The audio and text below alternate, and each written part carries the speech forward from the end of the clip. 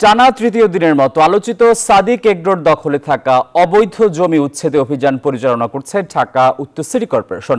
শনিবার সকাল 11টার পরে উত্তর সিটি কর্পোরেশনের নির্বাহী ম্যাজিস্ট্রেটের নেতৃত্বে এই অভিযান শুরু হয়।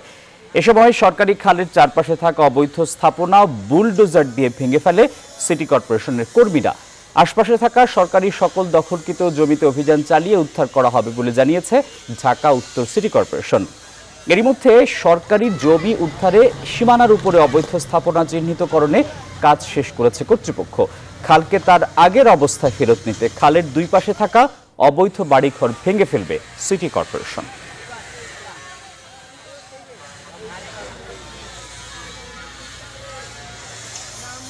আসিফ, এখানে কিন্তু দুই ধরনের অভিযান চলছে।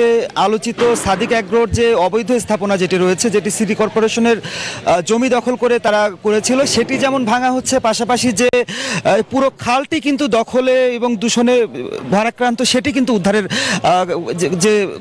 যে কর্মকাণ্ড সেটি কিন্তু আজকে চলছে। আমরা দেখেছি যে ঢাকা উত্তর সিটি কর্পোরেশনের নির্বাহী ম্যাজিস্ট্রেটের নেতৃত্বে অন্তত 4টি বুলডোজার এবং অন্তত 50 জনের মতো শ্রমিক কিন্তু আজকে সকাল থেকেই কিন্তু তৃতীয় দিনের মতো কিন্তু এই অভিযান তারা পরিচালনা করছেন। এবং এখানে সাদিক এগ্রো বাড়তি যে অংশটি, তারা যে সিটি কর্পোরেশনের খালের জমি দখল করে তারা এখানে ভরাট করে তাদের এই খামারটি পরিচালনা করছিল, সেখানে কিন্তু বড় অংশটি ভাঙা হয়েছে। এবং আমরা কিন্তু দেখেছি যে সাদিক এগ্রোর যে গবাদি পশুগুলো ছিল, সেগুলোকে তারা কিন্তু এখান থেকে সরিয়ে নিয়েছে।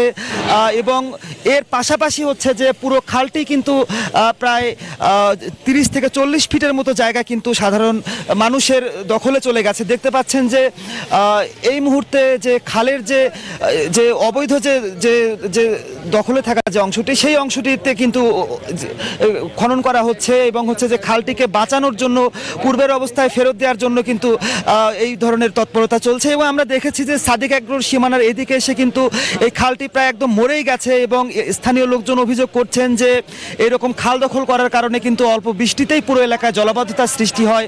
এবং যে তারা বলছেন যে সিটি কর্পোরেশন এতদিন কেন অভিযান পরিচালনা করেনি, আগে যদি এই খালটি পুনরুদ্ধার করা হতো, সেই ক্ষেত্রে কিন্তু এই যে জলের যে স্বাভাবিক যে প্রবাহ, সেটি কিন্তু থাকতো, এলাকাবাসী কিন্তু জলাবদ্ধতা থেকে মুক্তি পেতেন। তো সব কিছুরই কিন্তু আসলে শুরু হয়েছিল আলোচিত সেই ছাগলকাণ্ড, 13 লক্ষ টাকার ছাগল এবং কোটি টাকার যে গরুর কথা সাদিক এগ্রো বললো। তারপরেই কিন্তু বিষয়টি আলোচনায় আসে এবং পরবর্তীতে কিন্তু দুর্নীতি বিরোধী অভিযান এবং উচ্ছেদ অভিযান দুটোই কিন্তু আসলে সমান্তরালে শুরু হলো, আমরা দেখতে পাচ্ছি।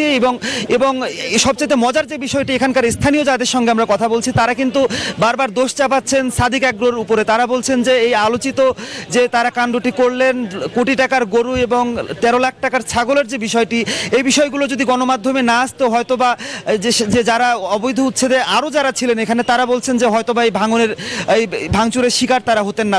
তবে সাধারণ মানুষ এখানে অনেক যে উৎসাহ প্রকাশ করেছেন। তারা বলছেন যে এই ধরনের কর্মকাণ্ড চললে কিন্তু এই খালটিকেও তার পূর্বের অবস্থায় ফিরে নিয়ে যাওয়া যাবে এবং অবৈধ দখলমুক্ত হবে পুরো এলাকা। আসিফ। মাহমুদুল হাসান, আপনাকে ধন্যবাদ।